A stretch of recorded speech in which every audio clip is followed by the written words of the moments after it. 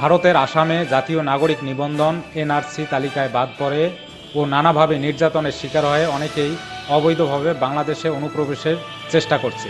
ইতিমধ্যে গেল এক সপ্তাহে ঝিনাইদহ ও চুয়াডাঙ্গা সীমান্ত দিয়ে শিশুসহ অন্তত ৩ শতাধিক নারী পুরুষ বাংলাদেশে অনুপ্রবেশের চেষ্টাকালে বর্ডার গার্ড বাংলাদেশ বিজিবির হাতে আটক হয়েছে।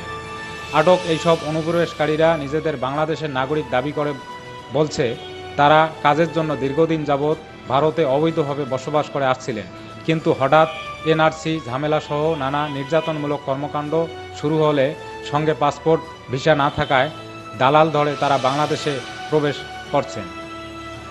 এরই মধ্যে গেল কয়েকদিনে ঝিনাইদহের মহেশপুর সীমান্তে অবৈধভাবে অনুপ্রবেশের সময় শিশুসহ অন্তত ৩০০ নারী পুরুষকে আটক করেছে বিজিবি।